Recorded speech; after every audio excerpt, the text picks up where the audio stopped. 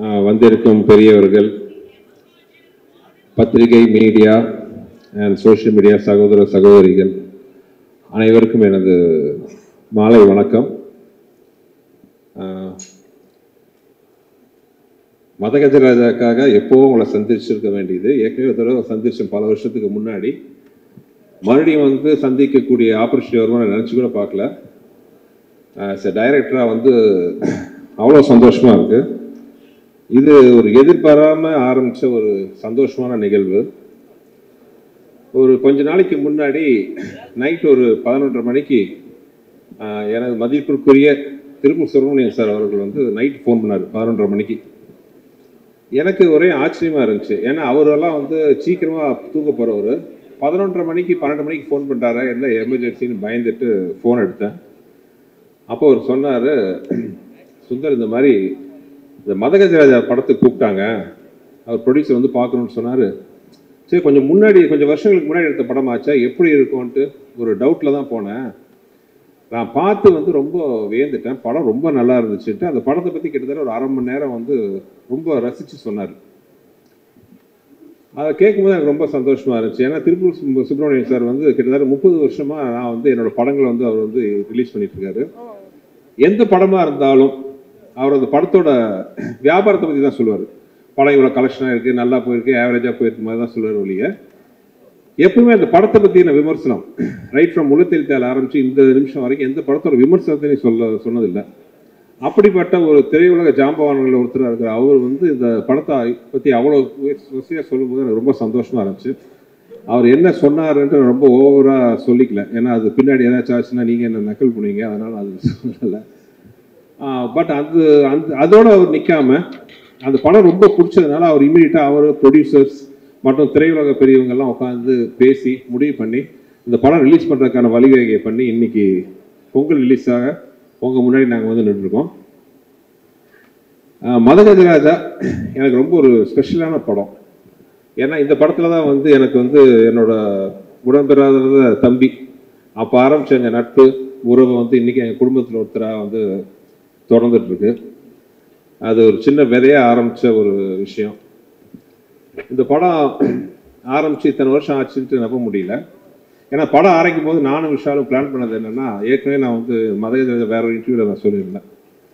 இந்த 80s நிறையா ஜனரஞ்சகமான படங்கள் வந்திருக்கு. முரட்டுக்காலை, சகலகலா வல்லவன், போக்கிரி ராஜா, இந்த மாதிரி படம் மாதிரி ஒரு படம் பண்ண எனக்கு ரொம்ப ஆசையாக இருந்துச்சு. ஏன்னா எல்லாமே ரொம்ப ஒரு சீரியஸ் ஓரியன்டட், ஒவ்வொரு சேனல் ஒவ்வொரு மாதிரி. இந்த சேனலில் ஒரு படம் பண்ணால் எப்படி இருக்கும், குடும்பத்தோடு உட்காந்து பெரிய லாஜிக் கீஜிக்லாம் இல்லாமல் ஒரு சந்தோஷமாக ஒரு பாசிட்டிவ் வைப்ரேஷன் 80s மாதிரி ஒரு படம் பண்ணணுன்ட்டு நாங்கள் ஆசைப்பட்டோம். அந்த மாதிரி ஒரு படம் தான் ஒரு மதகஜராஜா. ஒரு 3 நண்பர்களுக்குள்ள அவங்களோட பிரச்சனையை தீர்க்கிற ஒரு மெயின் நண்பரோட கதையாக இந்த கதையை ஆரம்பித்தோம். சில காரணங்களால், தவிர்க்க முடியாத காரணம், அந்த படத்தோட ரிலீஸ் கொஞ்சம் டிலே ஆயிடுச்சு.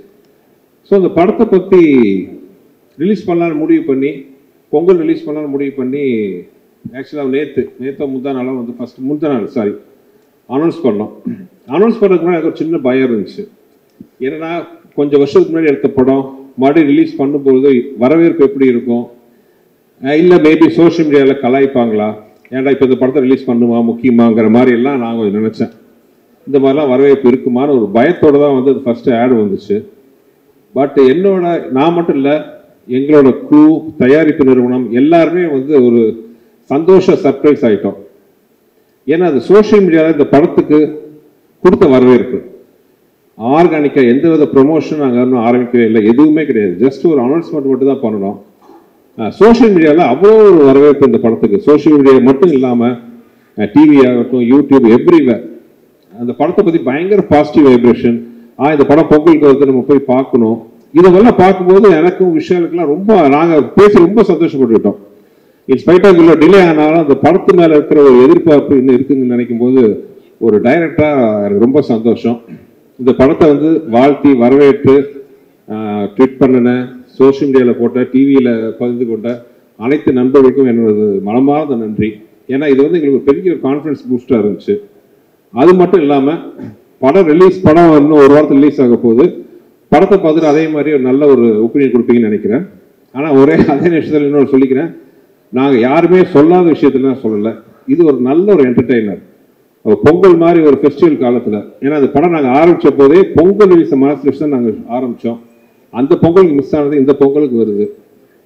கண்டிப்பாக அது வந்து ஒரு ஃபெஸ்டிவல் மூடுக்கு வந்து ரொம்ப ஒரு அருமையான படமாக இருக்கும்ட்டு நான் வந்து நம்புகிறேன். ஆக்சுவலாக ஒரு நண்பர் வந்து சோஷியல் மீடியாவில் போட்டிருந்தாரு, மதகஜராஜா லேட்டாக வந்தாலும் லேட்டஸ்ட்டாக வரும்ன்ட்டு. நானும் நம்புகிறேன் இது லேட்டஸ்ட்டாக இருக்கும், உங்களுக்குலாம் பிடிக்கும்ன்ட்டு. ஏன்னா அந்த படத்தில் வந்து ஹியூமர் அவ்வளோ பிரமாதமாக ஒர்க் அவுட் ஆகிருக்கு. இன்னொரு இந்த படத்தில் எனக்கு ஒரு சென்டிமெண்ட் அட்டாச்மெண்ட் என்னென்னா, என்னோட குருநாதர் மணிவண்ணன் சார் கடைசியாக நடித்த படம் அது. இப்போ வந்து அவர்லாம் நம்ம நடுவில் இல்லைன்னு எனக்கு நம்பவே முடியல என்னால். இன்னும் வந்து அவர் என்ன ஆசீர்வாதம் பண்ணிட்டு இருப்பாருன்னு நினைக்கிறேன். அதே மாதிரி வந்து எனக்கு வந்து ரொம்ப மரியாதைக்குரிய டைரக்டர் திரு மனோபாலா அவர்கள். மனோபாலா சாரோட இந்த படம் நான் ஒர்க் பண்ண ரொம்ப இந்த படத்தை எதிர்பார்த்தாரு. ஏன்னா அந்த படத்தில் வந்து ஒரு 15-20 நிமிஷம் விஷால், சந்தானம், மனோபாலா சார் வச்சு ஒரு எபிசோடு வரும். நான் ஏற்கனவே சொல்லியிருக்கேன், நான் நிறைய காமெடியெல்லாம் பண்ணியிருக்கேன். ஆனால் நான் பண்ண காமெடியிலேயே வந்து எனக்கு ரொம்ப ஃபேவரட் எதுன்னு கேட்டிங்கன்னா அந்த ஒரு 20 நிமிஷம் எபிசோட். எல்லாருமே வந்து மனசு விட்டு சிரிக்கக்கூடிய, ரசிக்கக்கூடிய மாதிரி அது ஒரு இன்ட்ரெஸ்டிங்கான ஒரு எபிசோடு வரும் இந்த படத்தில். ஒவ்வொருத்தரையும் மனோபாலா சார் வந்து கேட்பார், எப்படா அந்த படம் ரிலீஸ் ஆகுது, அந்த படம் ரிலீஸ் ஆச்சுன்னா என் ரேஞ்சே வேறு அப்படின்னு சொல்லிட்டு இருப்பார். அன்ஃபார்ச்சுனேட்லி அவர் இல்லை. ஆனால் அவர் நினைவுகளை வந்து இந்த படம் இனிமையாக சுமந்துட்டு வரும்ட்டு நம்பிக்கை எனக்கு இருக்குது. இந்த படத்தில் வந்து ஒரு மிகப்பெரிய ஒரு ப்ளஸ் என்னன்னா, அப்பார்ட் ஃப்ரம் விஷால், விஜய் ஆண்டனி. நானும் விஜய் ஆண்டனியும் வந்து ஃபஸ்ட்டு சேர்ந்து ஒர்க் பண்ண படம் இதுதான். நான் முதல்ல அவுட்லுக்கில் அவர் பார்க்கும்போது ஒரு பெரிய மியூசிக் டைரக்டர், ஒரு பயங்கரமாக இருப்பார் அப்படி இப்படின்னு நினச்சேன். ஆனால் அவர் குழந்தை, அந்த குழந்தை இன்னும் அந்த குழந்தையாகவே இருக்குது. ரொம்ப சந்தோஷம். அது எளிமை, அந்த வெள்ளை மனசு எல்லாமே வந்து அவர் அப்படியே இருக்குது. தேங்க்யூ விஜய், சூப்பர் மியூசிக் கொடுத்தாரு. ஆக்சுவலாக we miss your this commercial music Vijay. உங்களை மாதிரி இந்த மாதிரி ஒரு ஃபாஸ்ட் பெட்லாம் கொடுக்குறது வந்து வெறும் சில மியூசிக் தான் இருக்காங்க. நீங்கள் ஹீரோவாக நடிக்கிற படம்லாம் ஒரு சீரியஸ் படங்கிறதுனால சீரியஸ் சாங்காக போட்டுட்ருக்கீங்க. நீங்கள் எங்களுக்கெல்லாம் மியூசிக் போட்டால் தான் இந்த மாதிரி சாங் நீங்கள் கொடுப்பீங்க. ஸோ நாங்கள் வந்து இசையமைப்பாளர் விஜய் ஆண்டனியை ரொம்ப மிஸ் பண்ணுறோம். You have to come back as a music director. As a ஹீரோவாக நீங்கள் வந்து you're rocking. As a music டைரக்டராக நீங்கள் வெளிப்படவும் பண்ணணும். பாருங்கள் எவ்வளோ கிளாஸ் பண்ணுறது. உங்களுக்கு நிறைய ரசிகர்கள் இருக்கிறாங்க. ஸோ இந்த மாதிரி ஃபாஸ்ட் நம்பர் நீங்கள் சீரியஸ் ஹீரோ. ஸோ எங்களை மாதிரி படத்துக்கு இந்த மாதிரி சாங்கெல்லாம் போட்டு கொடுங்க. விஜய் ஆண்டனி பாட்டு மட்டும் இல்லை, ஏன் நான் பண்ண படங்களில் எனக்கு மிக பிடிச்ச ரீரெக்கார்டிங்கும் இந்த படத்தில் இருக்குது. அவ்வளோ அருமையாக அந்த படத்துக்கு ஆராதனை இருக்கும். ஸோ நீங்கள் அந்த படத்தை பார்த்தீங்கன்னா நீங்கள் அதை கண்டிப்பாக அதை என்ஜாய் பண்ணலாம். அப்புறம் இந்த படத்தில் என்னை விட அதிக கஷ்டப்பட்ட ஆத்மா யாருன்னா விஷால் தான். தெரியாதனமாக அவர்கிட்ட சொல்லிட்டேன், கிளைமாக்ஸ் வந்து ஒரு 8 பேக்ஸில் வரணும்ட்டு. சரின்ட்டாரு. But due to some reasons வந்து அந்த 8 பேக்ஸ் ஷூட்டிங் தள்ளி போயிடுச்சு. கிட்டத்தட்ட ஒரு வருஷம். அந்த ஒரு வருஷம் அந்த 8 பேக்ஸை மெயின்டைன் பண்ணுறது சாதாரண விஷயம் கிடையாது. வெறும் பச்சை தண்ணியை குடிச்சிக்கிட்டு நாங்களாம் சாப்பிடும்போது சோத்தை எல்லாம் மோந்து பார்த்துக்கிட்டு அவ்வளோ கஷ்டப்பட்டார். இன்ஃபேக்ட் ஃபைட் சீக்வன்ஸ்லாம் நிறைய இடத்துல வந்து விளையாட சொல்ல உயிரை பணைய வச்சு. ஆக்சுவலாக இந்த ட்ரைலரில் கூட ஒரு ஷாட் பார்த்துருப்பீங்க. அவர் மொட்டரா இந்த தலையில் உட்காந்து கீழே வால்ட் அடிக்கணும். அது சின்னதாக டைமிங் மிஸ் ஆகி கழுத்தில் லேண்ட் ஆச்சு. அதை பார்த்து எனக்கு கழுத்து அந்த டக்குன்னு சத்தமே கேட்டுச்சு. எனக்கு உயிரே போயிடுச்சு. ஐயோ என்ன ஆக போதோ ஏதோ வருது மனசில். நல்ல வேலையை அப்போலோ பக்கத்துலேயே நாங்கள் ஷூட் பண்ணிட்டு இருந்தோம். இமீடியட்டாக அப்போலோ கூப்பிட்டு போனோன்னா அந்த டாக்டர் பார்த்துட்டு சொன்ன ஒரே வார்த்தை, பிகாஸ் இது ஃபிசிக்கலாக எக்ஸசைஸ்லாம் பண்ணி அவ்வளோ ஸ்ட்ராங்காக இருக்கிற ஒரே காரணத்தினால வந்து இதனால் எந்த ஒரு பாதிப்பு இல்லைன்னு சொன்னார். ஆனால் அதை பற்றி இவர் கவலை பண்ணாமல் இமீடியட்டாக வந்து அடுத்த ஷாட்டுக்கு ரெடி ஆகிட்டாரு. ஸோ படத்தில் ஆக்ஷன்ஸ்லாம் ரொம்ப நல்லாயிருக்கும். எஸ்பெஷலி இந்த கிளைமாக்ஸ் தான். கிளைமாக்ஸ் வந்து 2 மலைகள் மோதிக்கிற மாதிரி ஒரு ஃபைட் சீக்வன்ஸ் வரும்.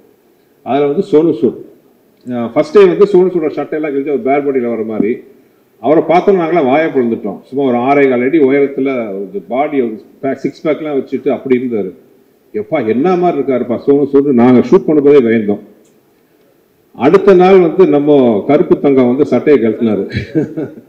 எல்லாம் ஆரம்பிட்டோம். அப்படி ஒரு பிசிக் அந்த பாடி, படத்துக்காக ஒரு கட்டமைச்ச பாடி.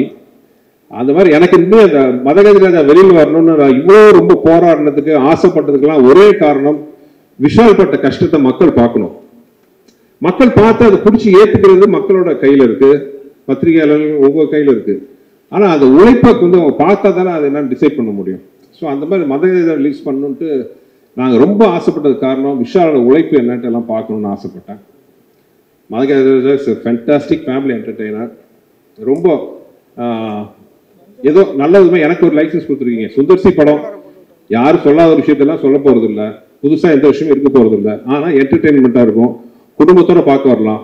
மினிமம் ஒரு படத்தில் ஒரு 15 நிமிஷமாச்சும் உங்கள் மனசார சந்தோஷப்பட்டீங்கன்னா அதுதான் நீங்கள் எனக்கு கொடுக்க போகிற மிகப்பெரிய பரிசாக நான் இது வரைக்கும் நினச்சிட்டு இருக்கேன். மதகஜராஜா அந்த அனுபவத்தை உங்களுக்கு கொடுக்கணும்னு நான் நம்புகிறேன். பார்த்து நீங்கள் எல்லாருமே சப்போர்ட் பண்ணணும்.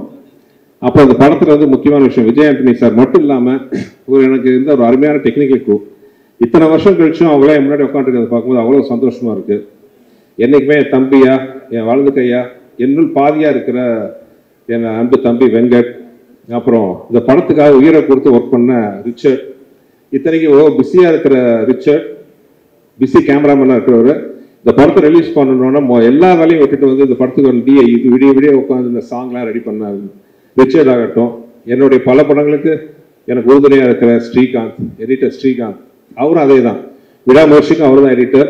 பட் இந்த படம் நம்ம மறுபடியும் ஷூட் ரெடி பண்ணணுன்னொன்னே அந்த வேலையோட வேலையை பிஸியாக இந்த வேலையை உட்காந்து பார்த்துக்கிட்டு எந்த ஒரு எதிர்பார்ப்பும் இல்லாமல் இது நம்ம படம் சார், இந்த படம் வந்து ரிலீஸ் ஆகணும், ஜெயிக்கணும்ட்டு கை கொடுக்க வந்த ஸ்ரீகாந்த், ரிச்சர்ட், என் ஆர்ட் டைரக்டர் குருராஜ், அப்புறம் என்னோட ப்ரொடக்ஷன் எக்ஸிக்யூட்டிவ் பாலகோபி, இன்னும் கூட ஒர்க் பண்ண எல்லாரையும், சாரி யாராவது பேர் விட்டு போச்சு எல்லாம் மன்னிச்சுக்கோங்க, எல்லாருக்கும் இந்த சந்தர்ப்பத்தில் நான் நன்றி சொல்ல விரும்புகிறேன். மொத்தத்தில் ரொம்ப நேரம் பேசி இது பண்ண விரும்பல. அதே மாதிரி முக்கியமாக நான் சொல்ல வேண்டியது ஜெமினி ப்ரொடக்ஷன்ஸ். என்னதான் ரிலீஸ் கொஞ்சம் சில காலங்கள் தாமதம் ஆனாலும் ஒரு ப்ரொடக்ஷன் ஹவுஸாக எந்த டைரக்டரோட ட்ரீம் ப்ரொடக்ஷன் ஆஃபீஸ் கம்பெனி அவங்க. ஒரு செகண்ட் கூட வந்து இது வேணுமா, இது செலவு பண்ணணுமா, அதை பற்றி கேட்கவே இல்லை. நான் என்ன கேட்டாலும் ப்ரொவைட் பண்ண ஒரு ஃபென்டாஸ்டிக் ப்ரொடக்ஷன் ஹவுஸ். நடுவில் சின்ன காரணத்தினால கொஞ்சம் கேப் ஆகி போச்சு. நான் ஆண்டவனை வேண்டிக்கிறேன், மதகஜராஜாவுக்கு கிடைக்கிற வரவேற்பில் மறுபடியும் ஜெமினியின் கொடி பறக்கணும். ஏன்னா அந்த மாதிரி நல்ல ப்ரொடக்ஷன் ஹவுசஸ் எல்லாம் வந்து சினிமா கிடைக்கிறது வந்து சினிமா கிடைச்ச ஒரு வரம். So we wish Gemini Productions coming back again in a big way sir. You're already big, but as a production house I want to come back in a big way, mister Anand and Kiran sir. And thank you. பொங்கலுக்கு பத்திரிகைகள் உங்கள் முன்னாடி வந்து நின்று எப்பவும் போல் நான் வேண்டி கேட்டுக்கிறேன், படத்தை நல்லபடியாக மக்கள்கிட்ட போய் சேர்த்தணும். நீங்கள் படம் பாருங்கள், ரசிப்பீங்கன்னு நம்புகிறேன். வேறு என்ன சொல்கிறது, உங்களுக்கு எல்லாத்தையும் படத்தை பற்றி தெரியும்.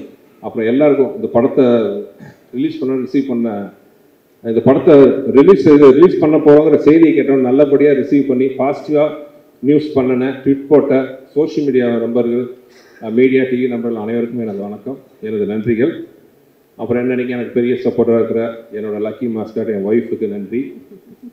திடீர்னு அரேஞ்ச் பண்ண ப்ரோக்ராம் சொன்ன உடனே வேறு எந்த ஃபங்க்ஷனுக்கும் அவ்வளோ சீக்கிரம் ஒத்துக்காத டிடி, எங்கள் மேலே இருக்கிற நட்புல அன்போடு வந்ததுக்கு ரொம்ப நன்றி DD. You made our evening and thank you everybody. நன்றி. மறுபடியும் எல்லாத்தையும் சந்திக்கிறேன் சின்ன கேப்புக்கு அப்புறம். தேங்க்யூ. Thank you sir. சார் நீங்கள் புக்கே we can hand over the bouquet. We'll hold it for you. Thank you. இங்கே வந்திருக்க எல்லா பெரியவங்களுக்கும் வணக்கம். இந்த படத்துக்கு சான்ஸ் கொடுத்த சுந்தர்சி சாருக்கு பெரிய வணக்கம்.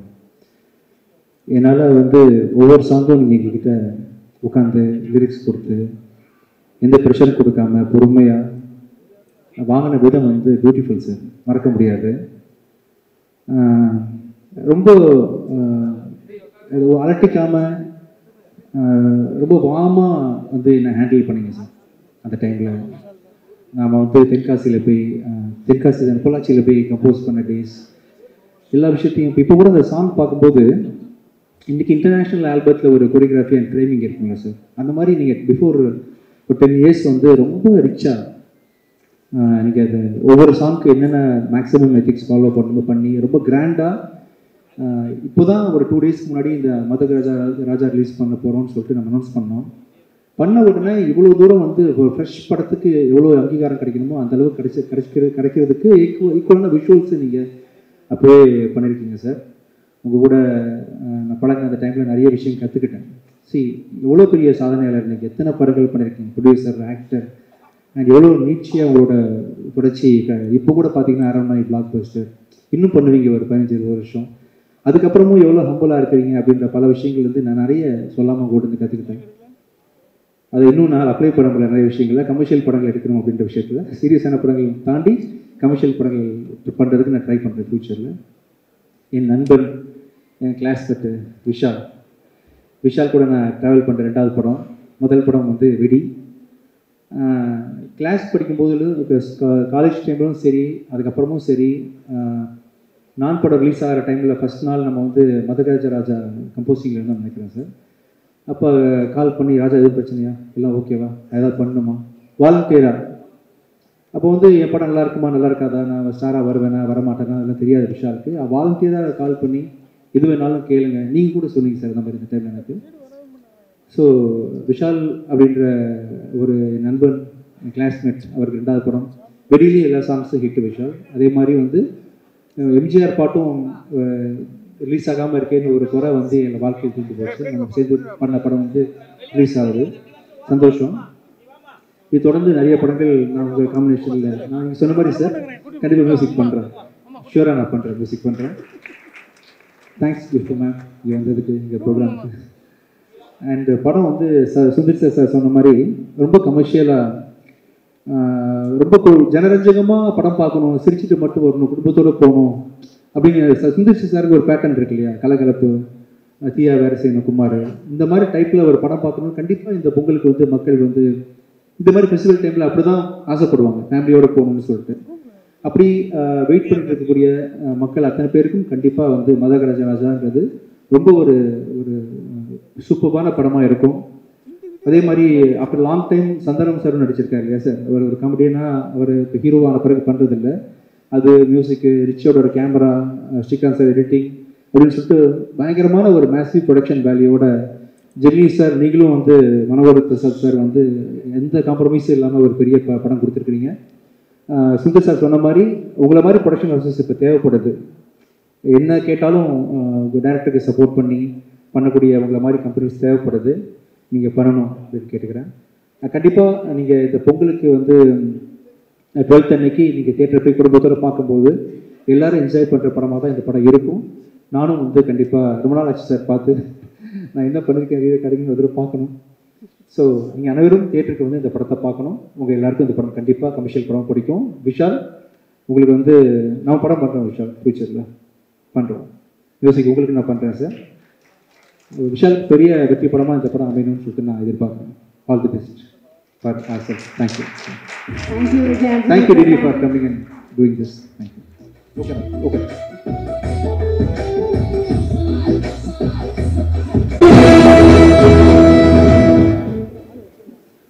வந்திருக்கிற அனைவருக்கும் மாலை வணக்கம். முக்கியமாக press, social media, television channels, என்னோட டார்லிங் குஷ்பு, என்னோட இன்னொரு டார்லிங் விஜய் ஆண்டனி, சுந்தர் சார், எல்லோருக்கும் வணக்கம்.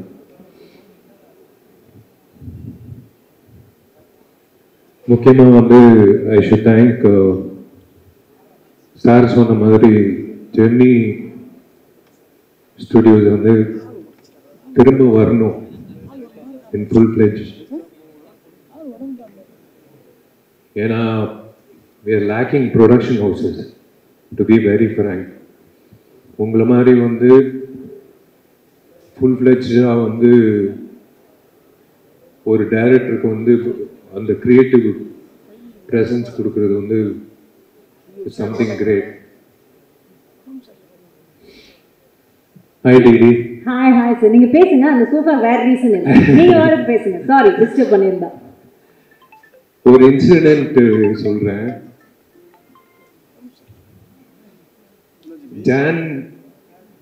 ஜனவரியில் வந்து இந்த வருஷம் வந்து பெஸ்ட் ஆக்டர் அவார்டு கிடைக்குதோ இல்லையோ, எனக்கு பெஸ்ட் சிங்கர் அவார்டு கிடைக்கும்னு நினைக்கிறேன்.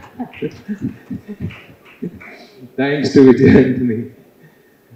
ஏன்னா ஒரு காமெடி நடந்தது. இவங்க 2 பேர் வந்து சுந்தர் சாரும் விஜய் ஆண்டனி வந்து உள்ள பேசிட்டு இருந்தாங்க. ஜி இந்த பாட்டு வந்து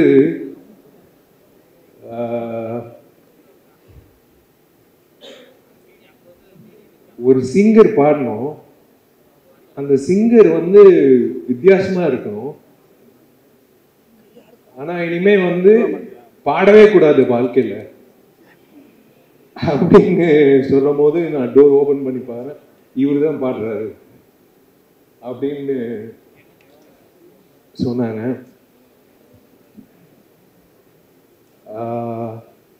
விஷால் சார், இந்த கதை சொன்னா அவங்க 2 பேரையும் மேல கூப்பிட்டுலாமா? நீங்க என்ன நினைக்கிறீங்க? Why don't we sit down and have a chat about this? Please வாங்க.